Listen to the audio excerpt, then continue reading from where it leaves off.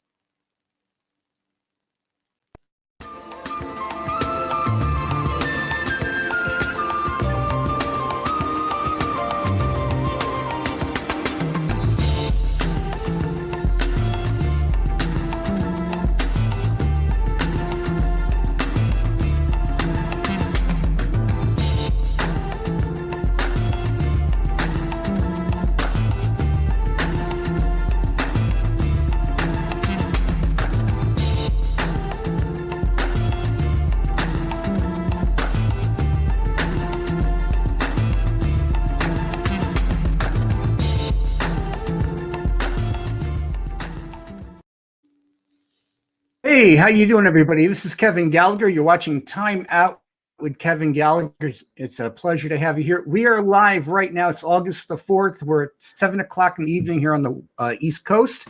So if you're watching us at that time, guess what? You can be interacting with us on our Twitch page, on Facebook, and on YouTube. And in all of those, there are ways in which you can type over messages to us. If you have a question or something for our guest, who I'll get to momentarily, type them into the chat and I'll get them over to Bill. Folks, I'm Kevin Gallagher. You're watching my show. You're watching Time Out with Kevin Gallagher. We're going to be approaching our 25th anniversary doing this show in October, which actually is in about 2 months, which is unbelievable. I can't believe it's been that long we've been doing the show. You can catch the show on our YouTube page, and that is at timeoutyoutube.com, timeoutyoutube.com, and you can catch, like I said, close to 25 years worth of programs there covering a very wide range of subject matter. Our guest tonight is Bill Schnoebelen, and before I get to him, I'm going to read you a little bit about his background, just in case you don't know who he is. I've had him on the program once before, and again, you can go to timeoutyoutube.com. You can also go to the Facebook page and also the YouTube page and the Twitch feed for earlier shows. And you can see the show I did with him, which was really a general get to know you show, background about him. So we're not going to spend too much time getting into that tonight. But Bill, since his miraculous salvation in Jesus Christ over 30 years ago, has faithfully pressed into the calling and anointing of Elohim to teach the biblical revelation to the body of Messiah and lead the lost to salvation. He's a prayer warrior, biblical scholar, and author. He founded With One Accord Ministries in 1992. Now, since then, the anointing of the Holy Spirit has allowed him to minister to countless numbers across the world through teaching seminars, preaching, books, DVDs, YouTube videos, booklets, you name it. He has a very interesting background with the secret societies, witchcraft. He's recognized as a biblical authority on alternative religions, the occult. Now, previous to him becoming a born-again Christian, Bill spent 16 years as a high-level teacher of witchcraft, spiritism, and ceremonial magic. Now, to God's glory, he has continually used Bill's experience as a Druidic high priest, ordained spiritualist minister, former Satanist, to teach believers the intricacies of spiritual warfare and to minister to the lost who are in cults. So that's just a brief background. If I was to go into a lot more of his background, we'd be here, frankly, all night. So, Bill, I want to say thank you very much for joining me here on the program again. It's a pleasure to have you here. It's a pleasure to see you again. Yes. And let people know a little bit more about you. And we are going to be covering, folks, the topic tonight about the secret societies, their history, who they are, and that's the angle that we're going at tonight. That's the subject matter, is the secret societies in America, secret societies around the entire world. Bill, good evening. Yes, yes. Oh, it's great to be back, indeed. Yes, And sir. yep, so I've certainly been through my share of secret societies, so we can definitely get into that. But I'm not sure how you want to begin. Well, let people know a little bit more about you, other than what I talked about, and we'll get right into it. Well, I was born and raised Catholic, and Hmm. but from a very early age, I had an intense spiritual curiosity. Um, I don't know if it was the background I was in, but I had visions when I was young, as 6 years old, Yeah. and I wanted to be. I felt like I had a calling to be, being a Catholic. I thought that was to be a priest. That's all Yeah. I knew, and Hmm. so that's how I got started. But as I think we talked about last time, I had a professor, priest in minor seminary who knocked me off course and got me into the occult. Wow. And, basically from the age of 18 or 19, I just was drilling down into every possible aspect of the occult. And back then, of course, there was no internet. There were, these books were not easy to find, but I Hmm. managed to find my share of them. Got involved in witchcraft, was initiated into witchcraft, which, of course, is a mystery religion. Yes. Some would claim they even call it il vecchio religione, the old religion. They claim it's the oldest religion, but of course, we know that isn't true. But anyway, so, and of course, some of my teachers, I think I mentioned last time, this Grand Master Druid guy, he told me to get into Masonry. I did. Later on, he also told me if I really got in trouble, get into Mormonism. I did that later. I'm giving you obviously a very short version, and this is Yeah. after going through years of being into Yeah. Satanism, both the Church of Satan and also hardcore Satanism, and also as an ordained old Catholic priest. Because this may amaze some of your listeners, but in order to be a satanic priest, I'm not talking about the Church of Satan. That's kind of like comic book opera stuff. Okay. In real Satanism, before you can be a priest of Satan, you have to be a Catholic priest. Huh.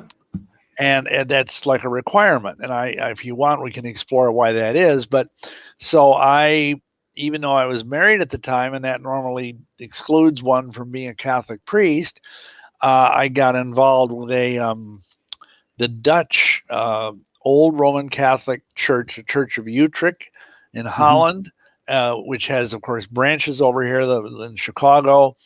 And without getting too deep into the weeds on that, Yeah. it has valid holy orders.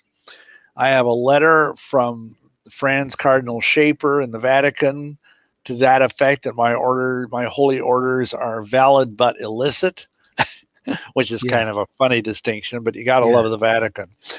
And anyway, so I did that, and then uh, toward the end of this, I was just getting darker and darker and deeper and deeper.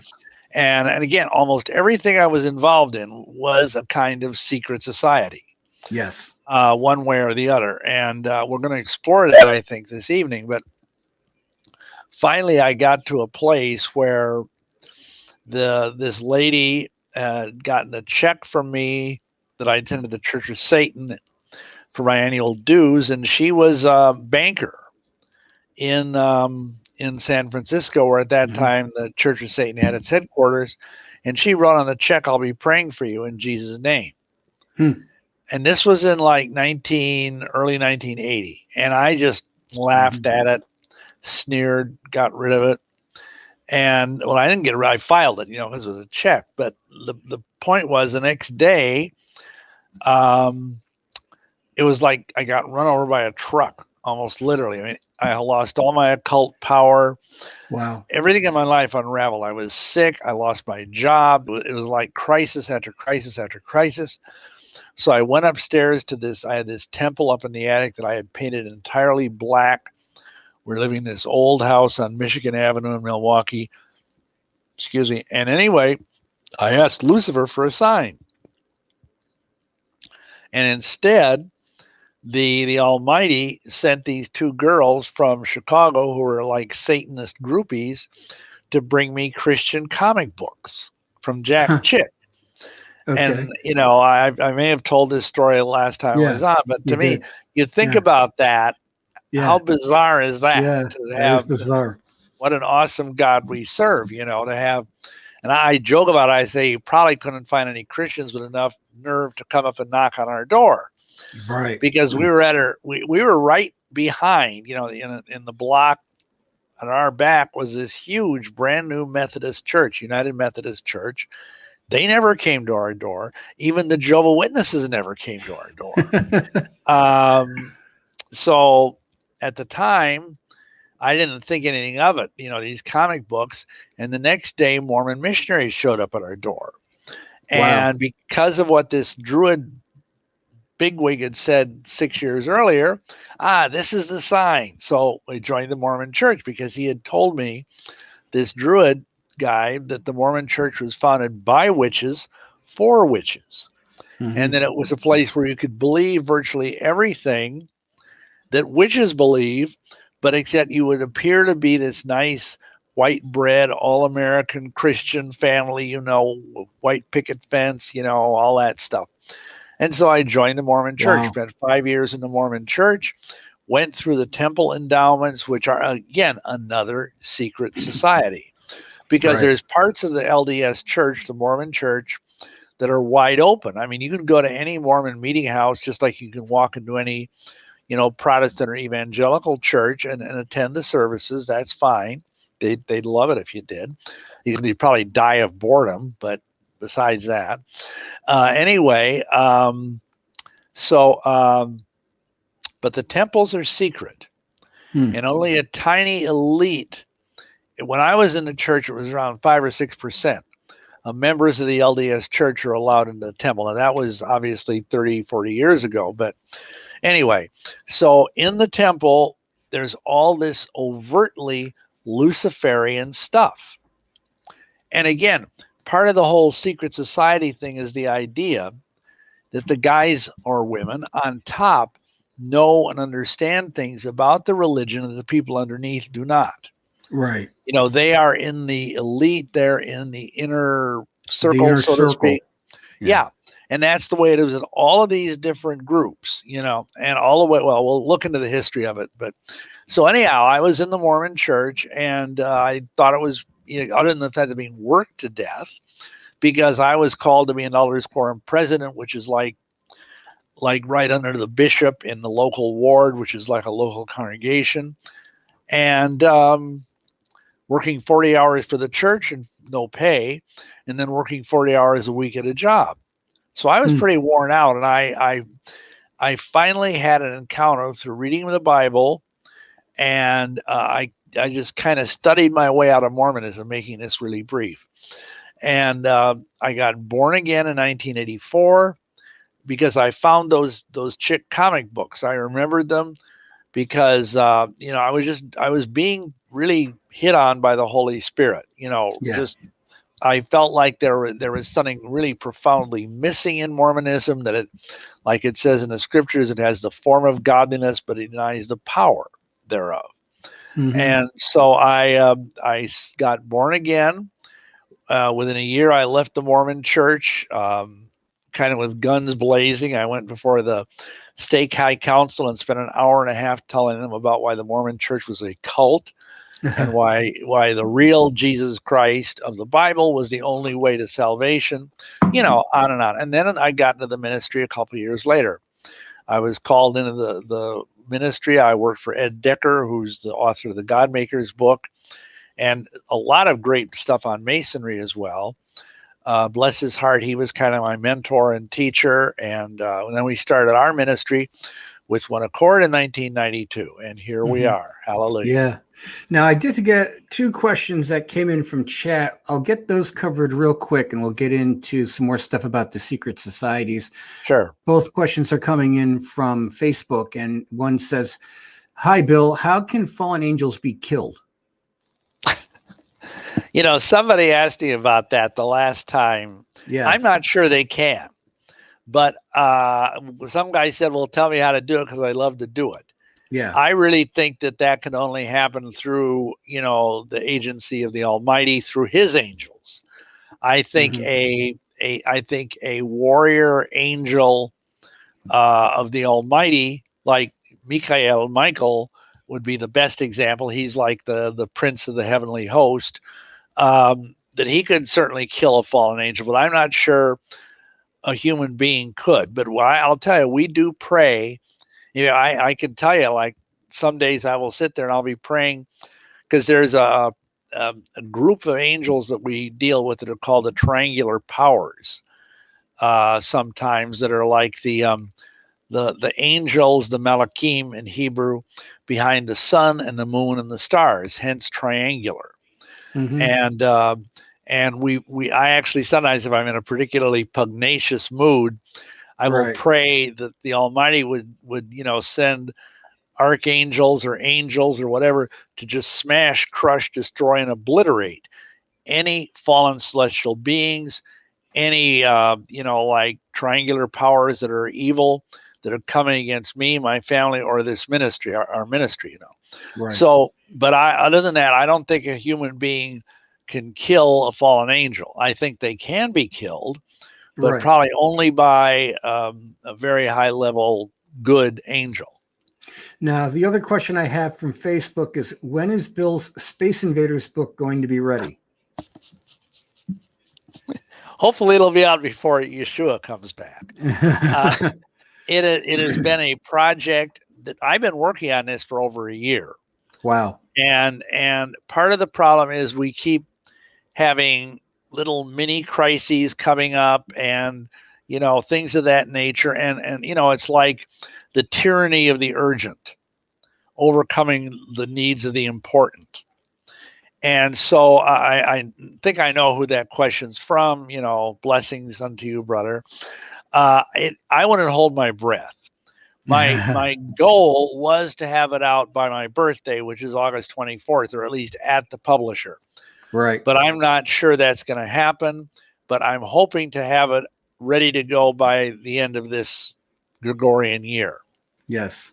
Now let's just dig into the subject matter and my understanding, and please correct me if I'm wrong, but when you look at secret societies, cults, etc., I mean, I always point all the way back to Nimrod and go all the way back to that day and time. And from what I can see from stuff that I've read, my own research is that everything kind of flows out from there, because you even see a lot of the holidays that we cover every year, that we celebrate every year, like Christmas, they will link directly right back into Nimrod and all of that type. And you see a lot of this, all interwoven into our society. So is that a good assessment, or would you say there is a better way of looking at it?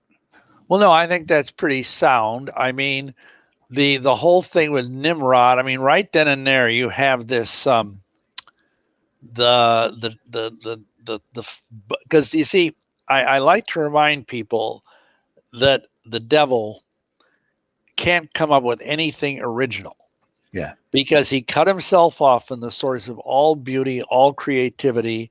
So all he can do is look at what the Almighty's doing and copy it. Mm-hmm. And so he looks at, for lack of a better word, the Trinity, even though that's not a word that's in the Bible, but everybody understands what I mean. Father, Son, and Ruach HaKodesh, Holy Spirit.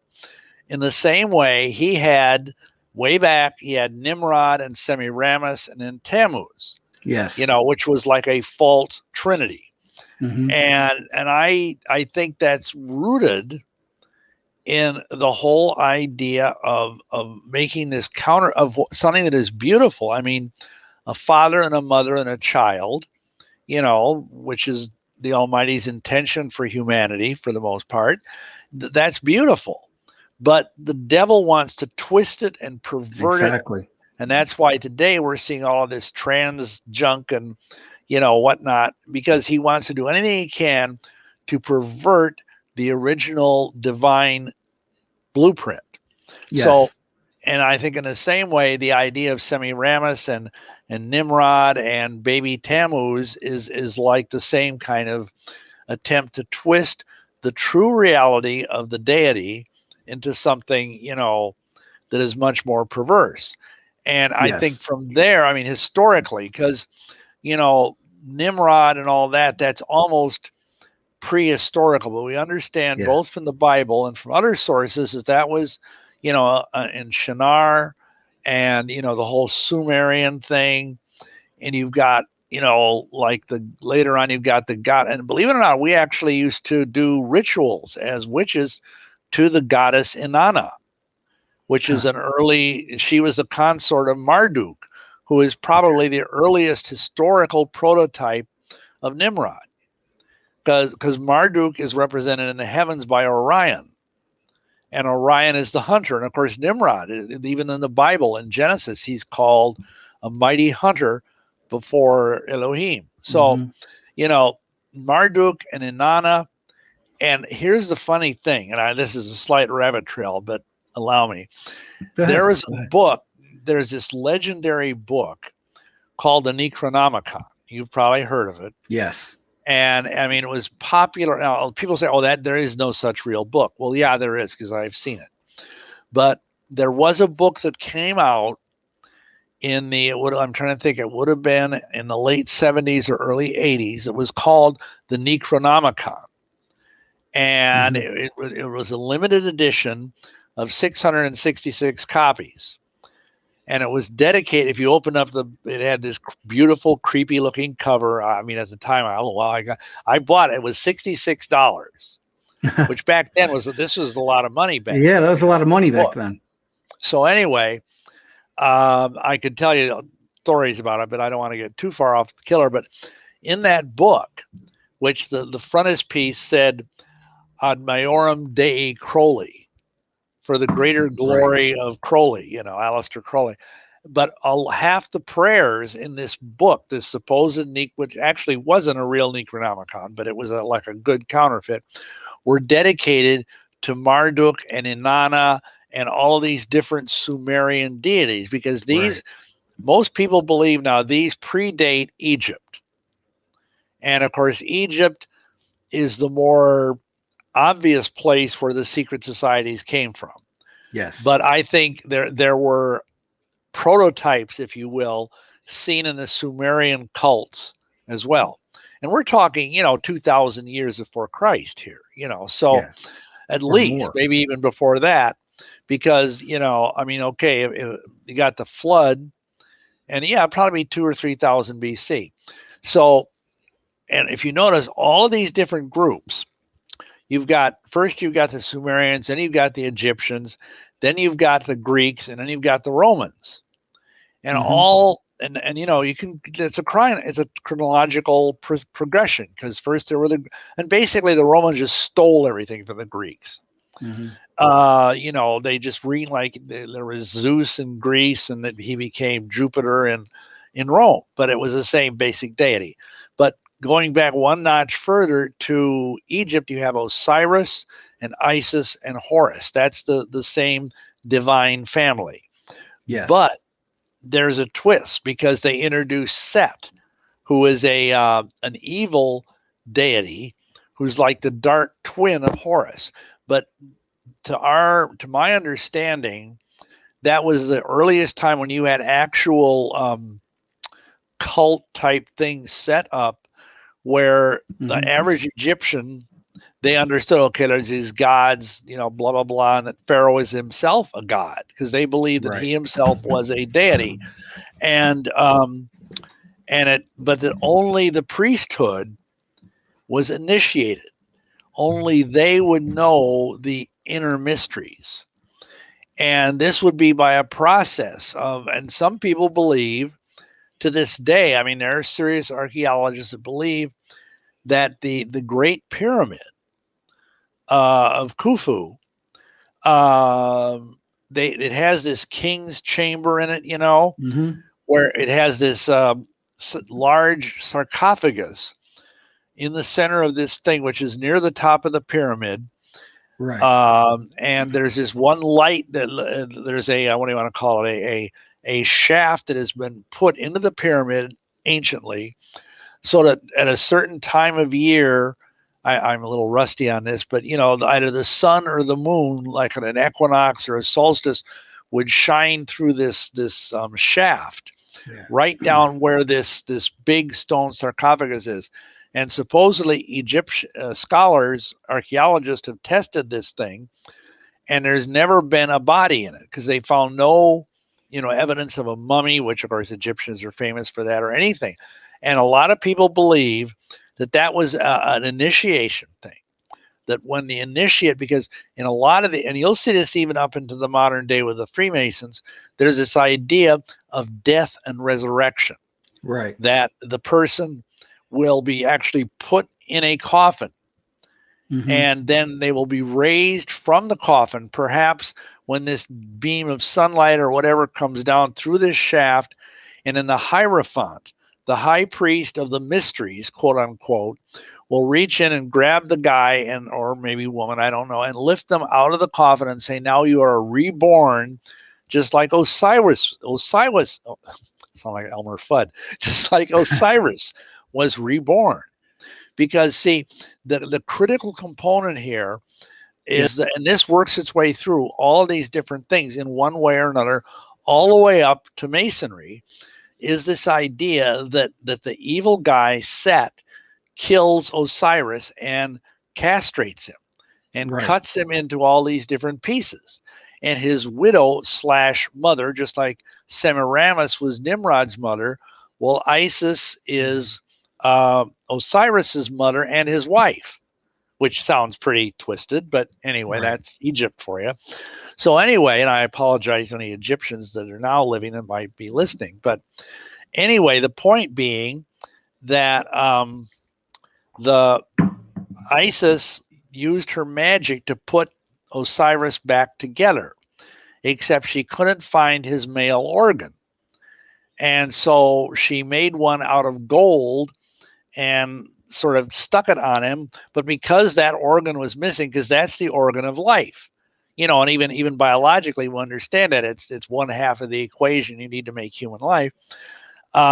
She couldn't restore him to full life. She couldn't resurrect him. So instead, she made him the Lord of the Underworld, and Okay. that's how you often see him today in these ancient Egyptian hieroglyphs and iconography and statuary.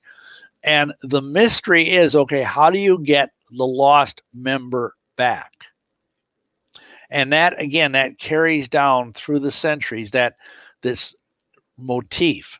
And you go from there. And again, the idea is the initiate dies with Osiris and Yes. then And they is become, quote, raised. born again. Yeah. Yeah. Yeah. Doesn't that sound familiar though? But let me ask you a And question while you're on the sure. obelisks. The Yeah. the modern day obelisk. I know that the obelisk that's in the Vatican came from Egypt, and those are also referred to as, and forgive me, but I'll put it nicely, the shaft of Baal. And so, how Yeah. do we get from it being Osiris to Baal? How does it transfer out? How do we get from one god to another?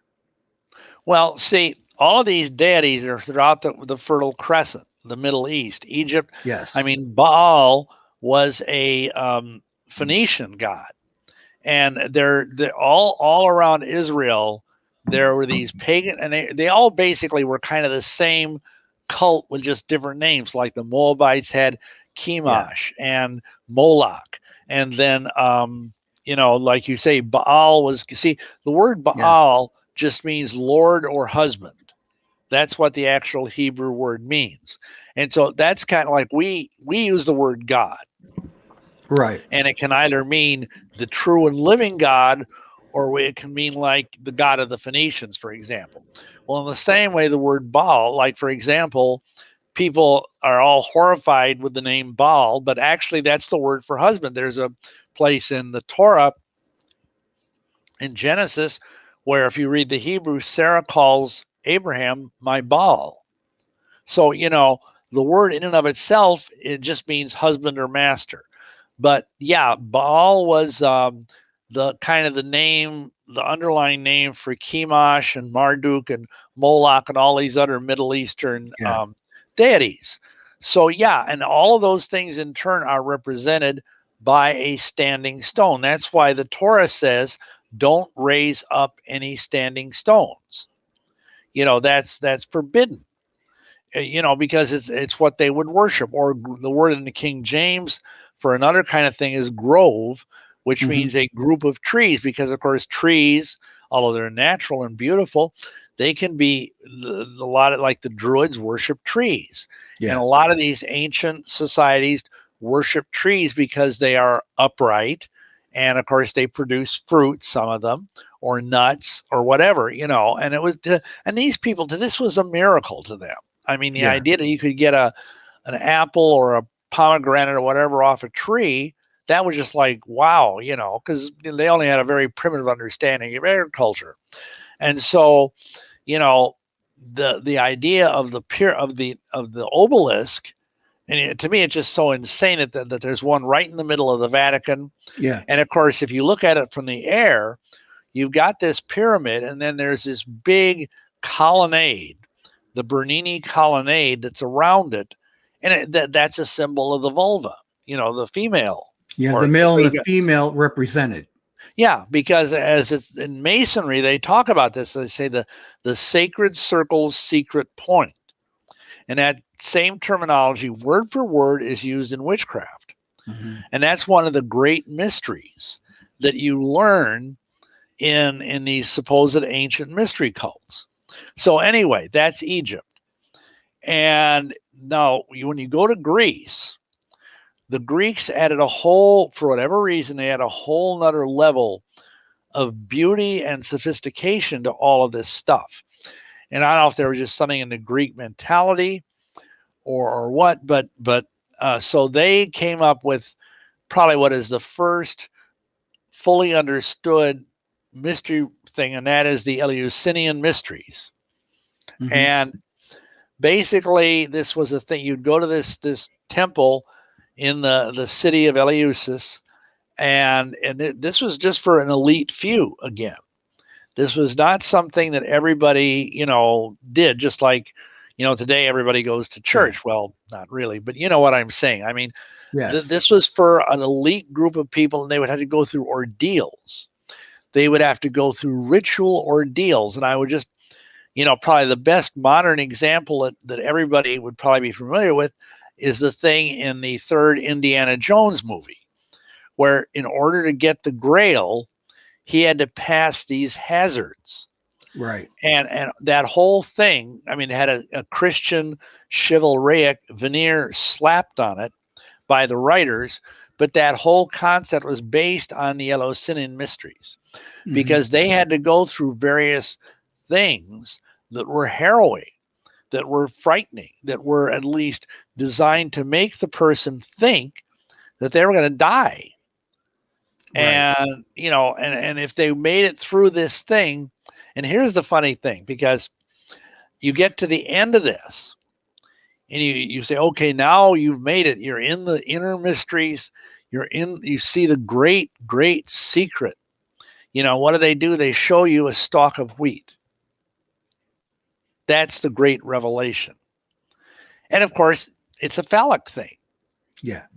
but they have the individual is expected to make that insight leap and to understand, just like the grail is a symbol of the feminine, in the same way, the stalk of wheat or anything similar like that is a symbol of, you know, regeneration, of rebirth. Because even Yeshua said, our master, he said, except a grain of wheat fall on the ground and die, it cannot bear fruit. And I'm not saying Right. he was thinking of the Eleusinian mysteries, but it's a beautiful metaphor. Right. And so that was, and you had to do a whole lot of stuff to get to that point. I mean, and that's the a lot of these different groups, even down to this very day, they have some sort of requirements, some sort of ordeals, and we'll get more into that in a little bit with Yeah. the modern stuff. But where you have to go through certain things, pass certain tests, memorize certain things, like well, I don't get ahead of myself, but so Yeah. that is the Eleusinian mysteries is kind of the prototype for almost everything right up to the present day. that So when we you look at, say, I got questions in here having to do with the Mormon Church and Scientology. I mean, these groups draw off of exactly what you're talking about. So, I mean, I have a question here about how you got out of that church, and I would say if you wanted to know the answer to that question, we covered that extensively about a month ago, and you can go right onto the YouTube page and see the show I did with him. He gets into great detail about that. Also wondering about the Mormon Church and Scientology. Are they basically like the same thing? And another question is, are Orthodox Jews who believe in Jesus a cult? well, I'm an Orthodox Jew and I believe in Jesus. So Right. you can take it whatever it's worth. But, first of all, there are a lot more of, just to answer the last thing first, there are a lot of what are called Hadirim, serious Orthodox Jews that have discovered Yeshua is the Messiah. Yeah, and And it's like wildfire all over Israel right now. it is. And it's powerful because the Almighty is calling his people back.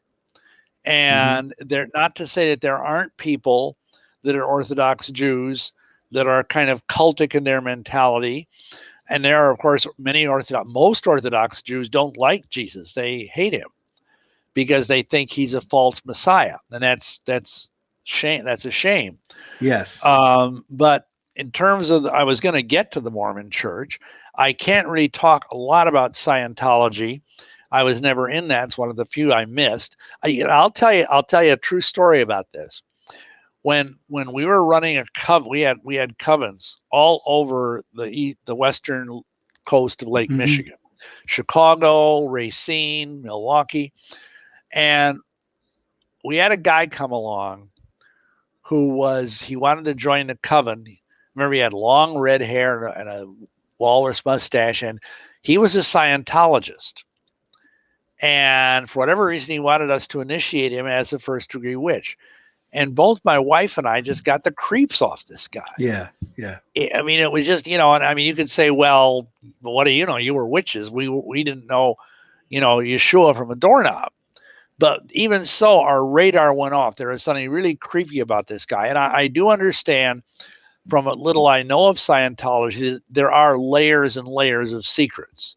That the newbie, the person who just walks in the door, doesn't get to know everything. I mean, if you're a Christian, if you become a newly born Christian, you can basically learn everything you want just by going to church. It's just a matter of how much of the Bible can you read, how much information you can absorb. But with all of these other groups, there's large amounts of information that are withheld from them. And certainly that is true of the Mormon Church, and it's, I believe, also very true of the Scientology. So when you look at a secret society, is that an earmarking? Like if you look around and you see these sort of things going on, that, oh, I could be in a secret society. Now, what makes a secret society a secret society? What is the qualifier? And what are the type of traits that they have? Well, usually it will be a society or some sort of an organization. And the funny thing is the Masons, which are sort of the quintessential in modern Western civilization, the quintessential secret society, they say we're not a secret society. We're a society with secrets. Yeah. And to me, that's just playing a word game. Just like they'll say, we're not a religion, but we're religious. And that's just playing semantics. But, I think what you see today, I would say the main things that you look around, okay, you've got the witchcraft movement, you've got, and there's myriads of different witchcraft traditions. I mean, too many when I got into this stuff, there were maybe 4. And now there's probably at least a couple hundred, because it's very much like the Protestants. Somebody gets mad at the high priest or high priestess, and they break off and start their own group, and they call it something else. It's human nature. But anyway, and then of course you have groups like the Rosicrucians. There's 2 major Rosicrucian groups, Amorc, and then the Rosicrucian Brotherhood. And then there's another split. And then you have the various Crowley type groups that are the Thelema. Yeah. You have the more there's what I call the animal lodges, things like the moose and the lions and the elks and eagles and so on. There's odd fellows. And all of these things are, to a degree, secret societies. And for the record, I don't really advise people getting involved in any of them. And in addition to that, now here I'm going to step on some toes. But there are the Knights of Columbus, which are, of course, a Catholic group. And there's the Knights of Malta, which I know that Rick Joyner, who's a very prominent charismatic figure, he is very strongly promoted the Knights of Malta. And he and Mick Oxley and I don't know if you know who Mick Oxley was or not, but he was a British airman during World War II. He's gone home to the Lord, but he was a former Muslim and a former Mason, and he got saved out of all of that. He said I spent my whole life in the Church of England and never knew Jesus. And then he became a Muslim when he was in North Africa, and then a Freemason, and he was obligated in the city of Cairo. He swore the oath of allegiance, that's what obligation means in Masonry, on a Quran. So anyhow, he and I took on Rick Joyner, and we said, this is not of God. You can't weld a Catholic chivalric order to born-again Christianity. It won't work, because he was, we need to have knights again. Well, that might be true, but that's not how you go about it. So the Knights of Malta are another group like that. And no matter where, they see, I think there's something in the fallen human nature that wants to feel special, that wants to feel like I know something everybody else doesn't know. And I think that's mostly the appeal, because the funny thing is, I remember back when we were running witch covens in the mid 70s, and the kind of the joke was, and we could laugh at ourselves, the joke was, well, I might be this humble, like, at the time that I had all of these high level involvements, and I mean, I was like a high level witch and a high level ceremonial magician, all that. What do you think my job was? I was barely earning a minimum wage, throwing newspapers into a box for the Milwaukee Sentinel in the middle of the night. But I could sit there and I could say, well, I might be doing this as it wasn't my day job, it was night, but I might be a humble guy throwing newspapers in boxes, but secretly I'm this magus with awesome blah, blah, blah, and, like Crowley, Aleister Crowley used to, he put out this magazine called The Equinox. And it after his death, it was published as a series of hardcover books. I used to own it. And he had a whole like chapter, like a chapter in a book in one of the volumes of The Equinox, where he listed all of his Masonic and Rosicrucian degrees. And it went on for page after page after page. Like people boggle at me because I say I used to be a 90th degree Mason.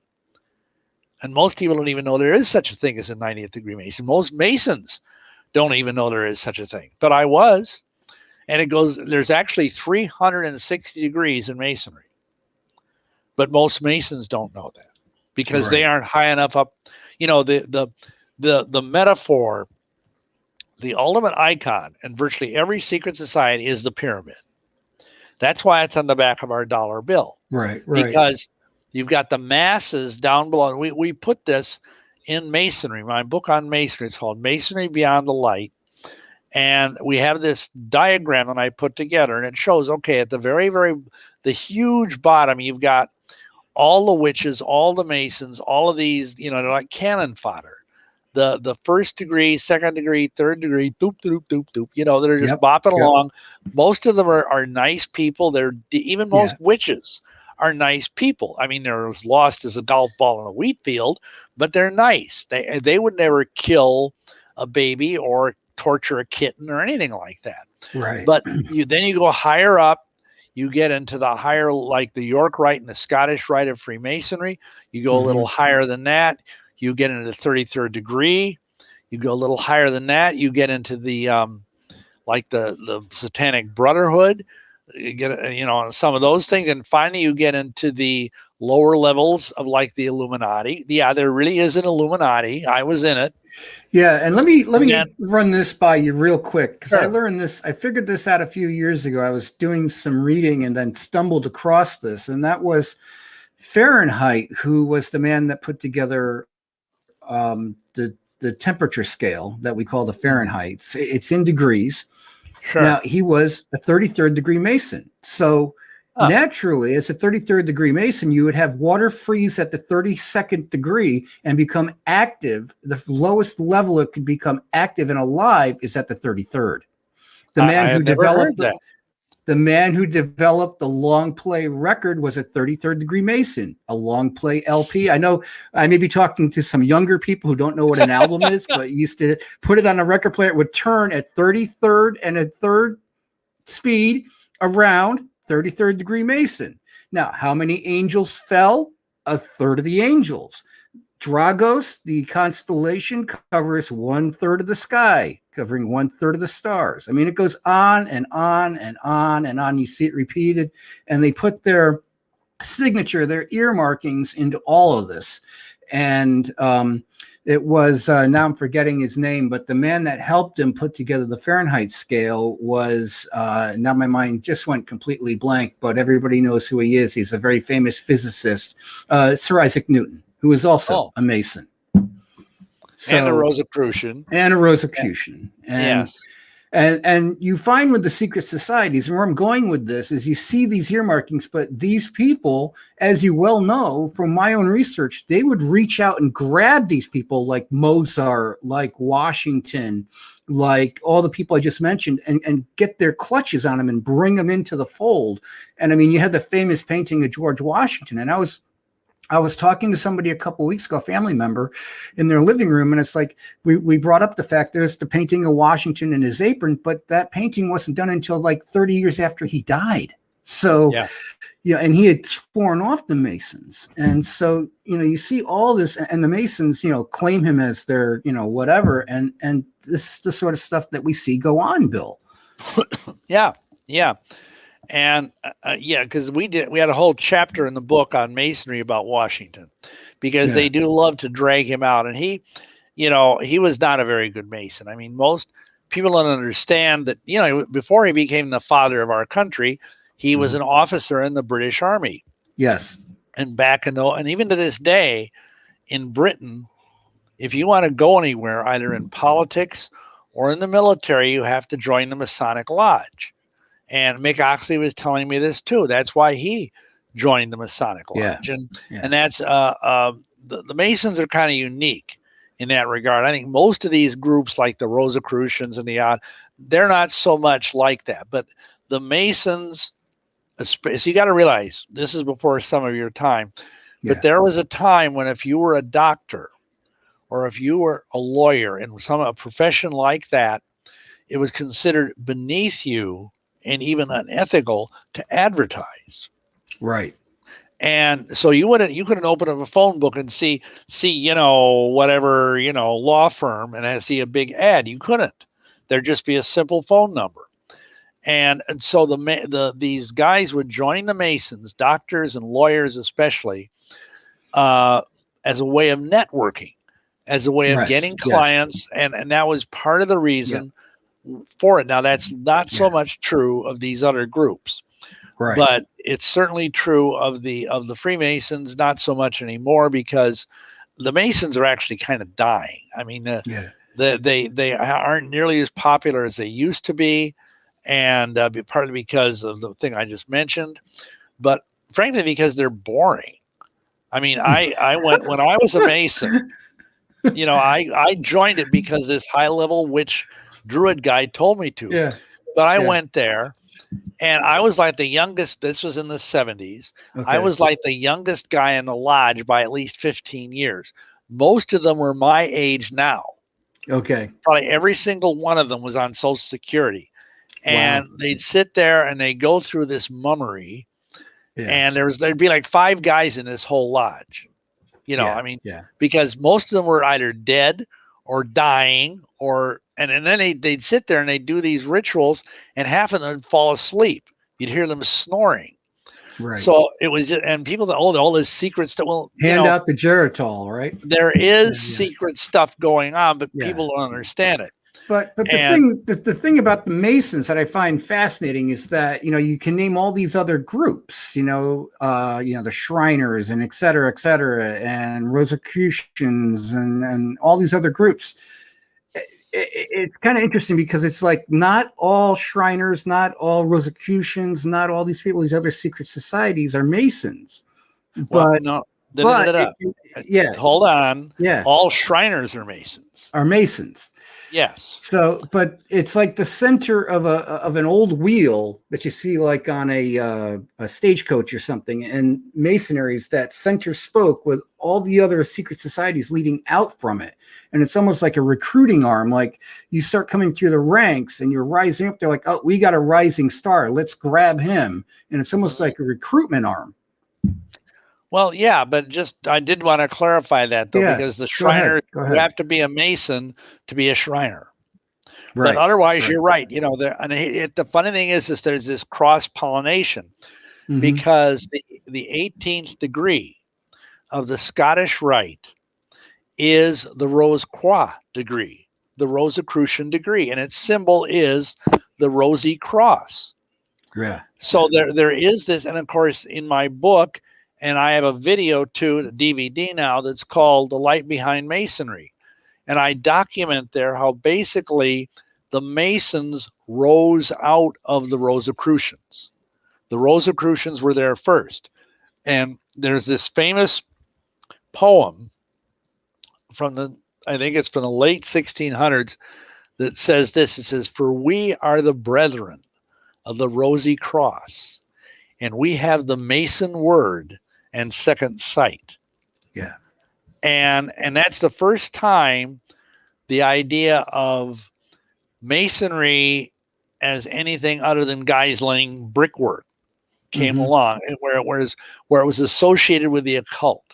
That's literally the first time in the English language in print it appeared. Wow. I couldn't tell you the exact year. And so right from the beginning, there's this idea of these three components: the Rosicrucian, the Masonic, and the occult, because of course the second sight means to be psychic or clairvoyant or something of that nature.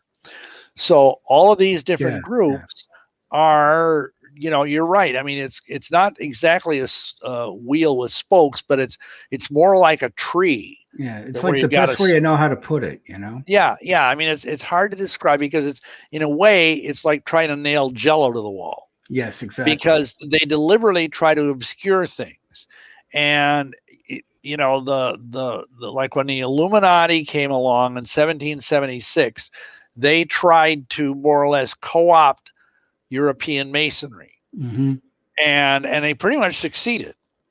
And that's where you have things like the Grand Orient, which is European German Masonry, very evil, much more evil than its American counterpart, which is American Masonry has somewhat been restrained by the cultural forces of Protestantism which surround it. There is nothing like that in Europe to restrain it. And so it's like this virulent, evil, pestilent thing, the Grand Orient, and also the Rite of Memphis Misrium, of which I was a member, terribly evil forms of Masonry. Yeah, it's pretty amazing. And you look at the fact that you go back into the 1800s, you had an anti-Mason party, and they were almost routed out of the United States completely. Yes.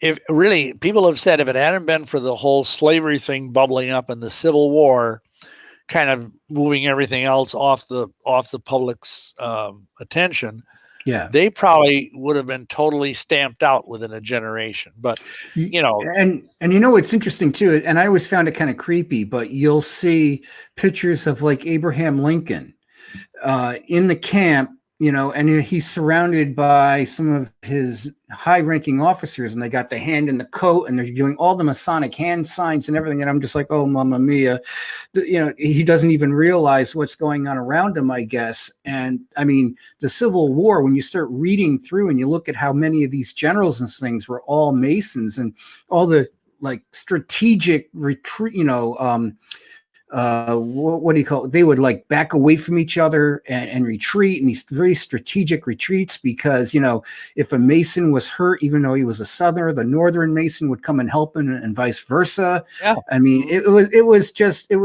you start reading through the history and it's just like, this is nuts. This is just like, excuse me, I'm sorry. Go ahead. There's a whole other thing which Ed Decker uncovered, my dear friend, with the whole thing with the Alamo. Yes. The fact that Jim Bowie, Davy Crockett, I think his name was Travers, the guy that was the commander of the Alamo, was less well known. They were all Freemasons. Yeah. And at the same time, Santana was a Freemason. Mm-hmm. And so was Sam Houston. And but the strange thing is that when the whole thing with the Alamo being surrounded, like 500,000 Mexicans, I'm probably exaggerating that number, but a huge outnumbering. I don't know whether it was Bowie or Davy Crockett, but one of them got up there and they gave the Grand Masonic sign of distress from the parapet of the Alamo, and that was supposed to call off Santana. But it didn't. He went in and rode roughshod over. We know the story. Did you see the article that came out recently? I read it within the last 2 weeks where some people are speculating that some of those guys that you mentioned were Masons actually survived and they smuggled them out. I didn't see the article. I don't know. I mean, it might be, because that would be something that, when I was in the lodge, I would, like this guy was telling me, because as I said, all these guys were, at least 30 or... I got 2 minutes, by the way. Okay. So. Saying that, they were American soldiers in a foxhole who were surrounded suddenly by Germans. Yeah. And he gave the Grand Masonic sign of distress, and the German officers said, don't shoot them.